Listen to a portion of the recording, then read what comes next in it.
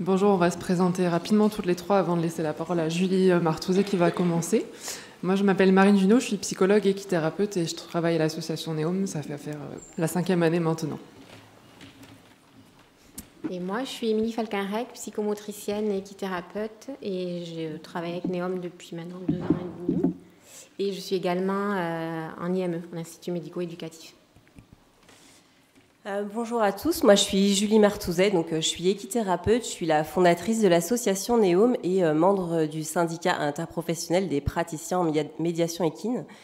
Voilà, aujourd'hui, déjà je remercie mes collègues d'être présentes parce que c'est pas un exercice forcément facile de venir présenter notre pratique de terrain. Donc on a la chance de venir vous présenter nos ateliers de soutien à la parentalité.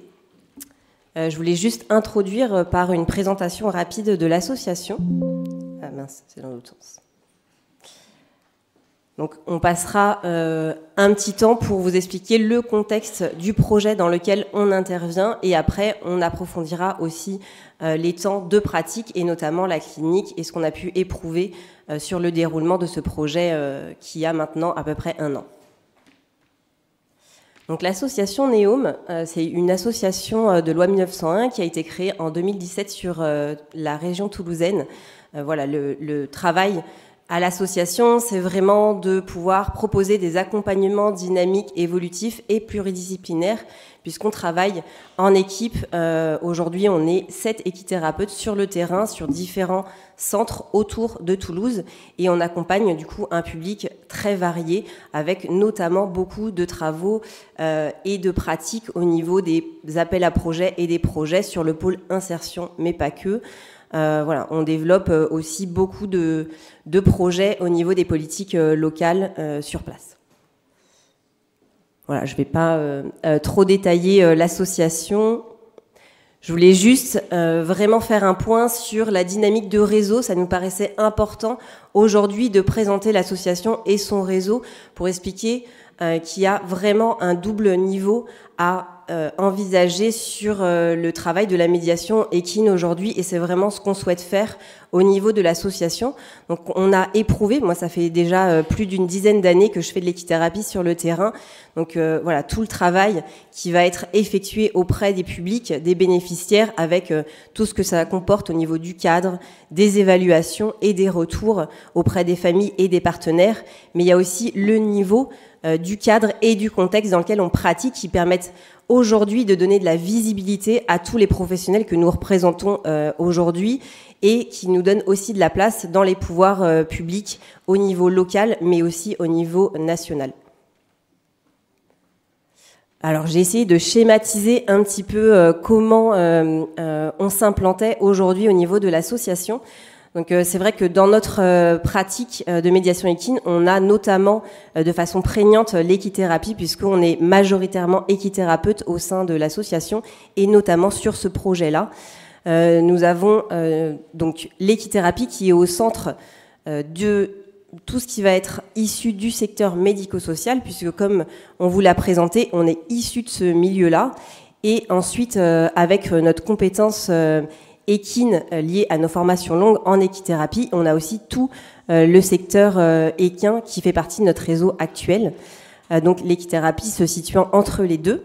Et aujourd'hui, pour développer et déployer ces projets, comme on a pu le voir en début de matinée, il y a aussi un vrai enjeu qui est l'implication, enfin l'implantation et l'impact territorial et local. Donc on a vraiment tout un travail autour du réseau et des politiques locales. Alors là, j'ai voulu essayer de schématiser. Je me suis dit, combien de personnes connaissent vraiment nos pratiques auprès des politiques locales? Et malgré le fait que ça fait un bout de temps voilà, qu'on se développe, qu'on voit qu'il y a quand même pas mal de communication, des personnes qui connaissent réellement nos enjeux, notre réalité, les objectifs possibles et les publics, ça reste quand même assez compliqué. Je pense que vous pouvez tous le témoigner aujourd'hui. C'est un quotidien d'aller voir une mairie, un partenaire du médico-social ou une institution publique et de devoir recommencer à zéro et de se rendre compte qu'en fait, il y a une réelle confusion dans les pratiques. Donc, on a aussi vraiment cet enjeu-là au niveau du déploiement de nos projets au sein de l'association.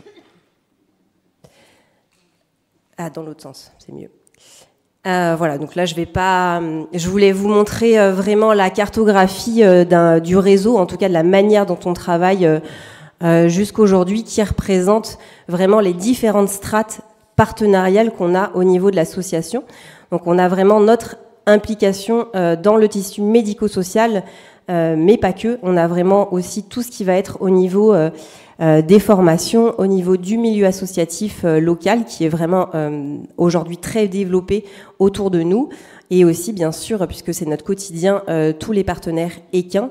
Et on a quand même mis, parce que ça reste aussi des bénéficiaires qui sont importants encore aujourd'hui, des prescriptions directement voilà, des partenaires, mais aussi des familles qui viennent nous voir après recommandation.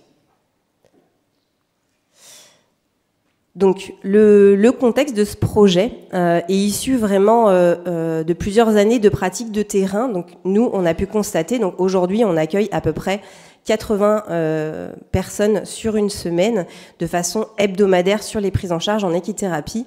Donc on connaît très bien nos familles adhérentes et on a pu voir qu'il y avait un réel besoin aussi de continuité sur les vacances scolaires pour certaines familles qui étaient en demande de ces temps-là.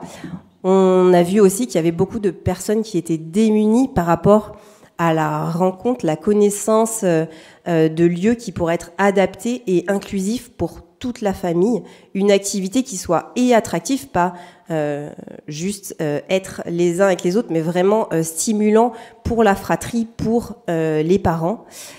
Et on a vu aussi qu'il y avait beaucoup de personnes qui venaient nous voir au niveau de l'association avec des problématiques qu'elles vivaient de façon très isolée, puisque le handicap amenait aussi une fracture dans leur vie quotidienne et le modèle associatif, en tout cas ce qu'on pouvait proposer, permettait aussi des temps d'échange importants et pertinents pour beaucoup de familles accompagnées.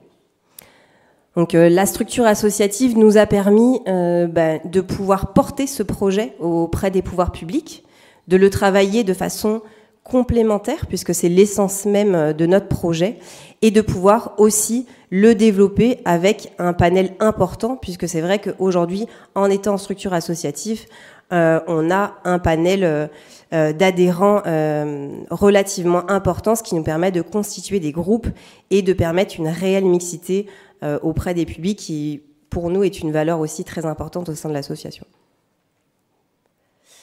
Non, toujours pas.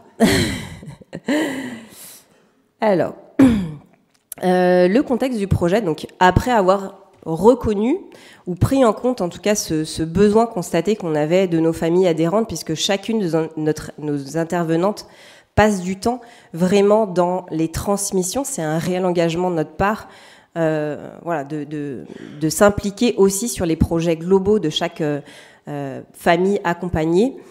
On a décidé de se mettre en lien avec la CAF locale, donc la CAF de la Haute-Garonne, pour pouvoir proposer des ateliers au sein du réseau d'écoute, d'appui et d'accompagnement des parents, donc les réseaux REAP, je pense que pas mal de personnes ici les connaissent, et de pouvoir présenter auprès de notre CAF le fait d'intégrer de façon, pour l'instant, à titre d'exemple, et on espère en tout cas passer une phase de développement, pouvoir proposer ces ateliers sur des temps de vacances scolaires.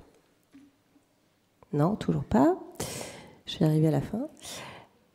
Voilà, les réseaux REAP, pour ceux qui ne connaissent pas, donc c'est des réseaux existants sur les départements qui permettent de soutenir les parents dans tout ce qui va comporter leur quotidien, mais aussi l'ancrage, la confiance en eux et tout ce qui va être ce qui va comporter et ce qui va constituer des soutiens à leur quotidien en tant que parents, notamment sur des parcours de vie où on a des personnes, des enfants en situation de handicap ou dans voilà, une précarité certaine pour certaines familles. Oh là là, je vais jamais y arriver. Ensuite, au niveau du projet, alors ce qu'il faut savoir, c'est que ce projet était issu de notre volonté, c'est-à-dire qu'on n'a pas forcément répondu, nous, à un appel à projet, c'est-à-dire qu'on est allé directement voir à la CAF. C'est un peu différent de certains autres contextes, c'est-à-dire qu'il a fallu vraiment expliquer ce qu'étaient nos pratiques et en quoi ça pouvait vraiment être pertinent pour rentrer dans les réseaux REAP aujourd'hui. Donc c'est un peu différent de la dynamique qu'on a aujourd'hui. Je sais qu'il y en a beaucoup d'entre vous qui se posent la question comment on peut pérenniser ou faire financer ou donner de la visibilité au projet. Nous, il a fallu déjà qu'on présente nos pratiques et qu'on explique en quoi ce serait pertinent de mettre ça en place de façon financée sur notre territoire.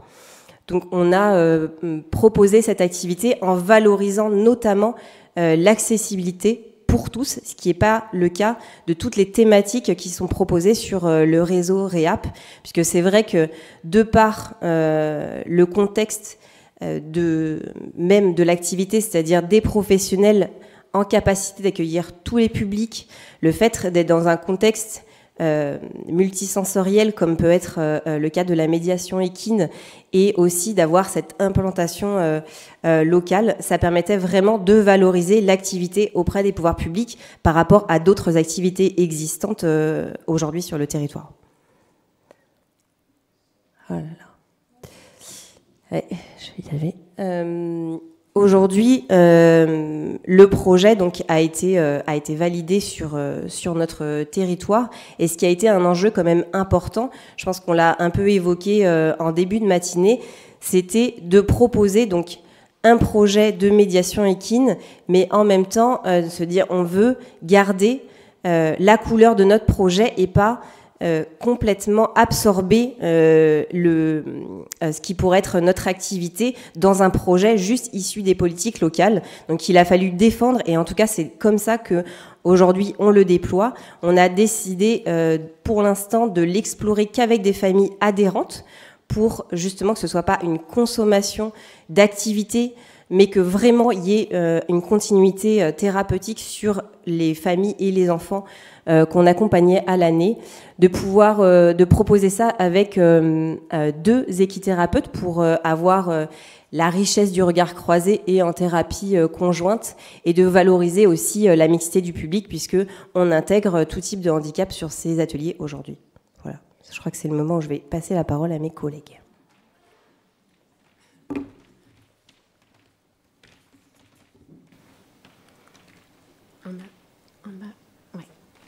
Moi, je vais tenter de vous présenter le cadre spécifique de ce projet.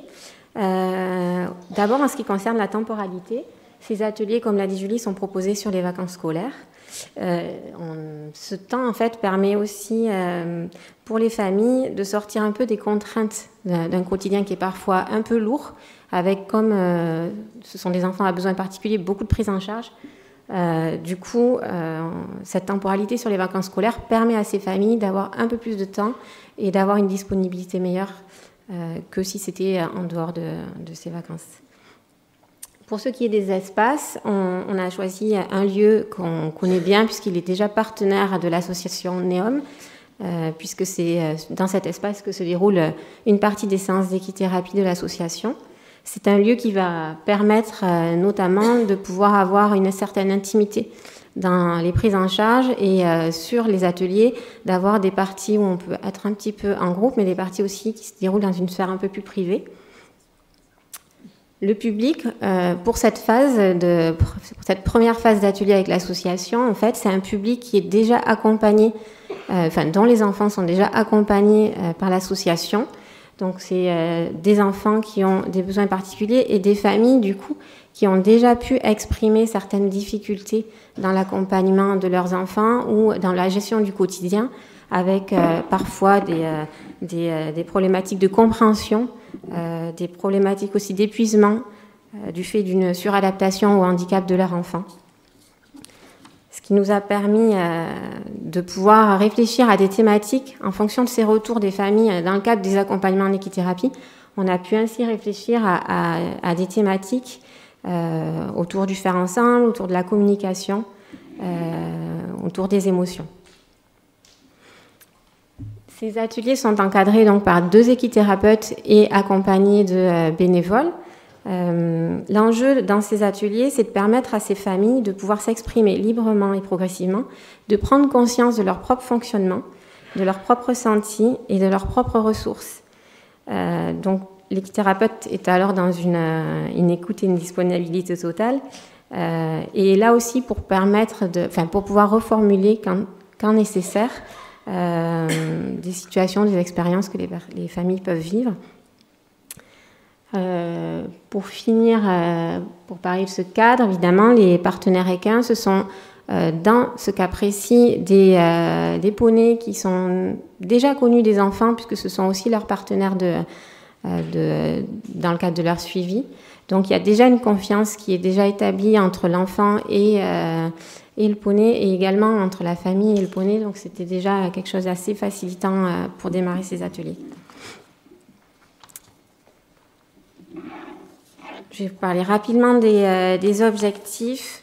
Je vais juste lire la diapo parce qu'on n'a pas trop de temps, mais les objectifs, donc en premier, c'est vraiment de soutenir cette dynamique familiale, d'aider ces familles, ces parents à trouver et à identifier les ressources dans leur propre système et de favoriser une meilleure communication dans intrafamiliale. Pourquoi le cheval ? Le cheval avait cette particularité de pouvoir tout de suite convoquer dans l'ici et le maintenant, et c'est quelque chose qui a beaucoup apporté, puisque les parents ont rarement cette capacité à pouvoir être complètement disponibles dans le quotidien. Et du coup, on a très vite remarqué que les enfants étaient vraiment très sensibles à cette grande disponibilité amenée par justement cette convocation-là dans le moment présent. C'est un objet d'attention commune qui favorise l'alliance et la cohésion familiale. Et enfin, le cheval, on a remarqué que c'est vraiment un catalyseur de mouvement, c'est-à-dire qu'il amène toute la famille à pouvoir se mobiliser ensemble dans une même direction, ce qui était très intéressant pour pouvoir travailler justement sur la coopération et sur les échanges et la communication entre les différents membres de la famille. C'est la parole.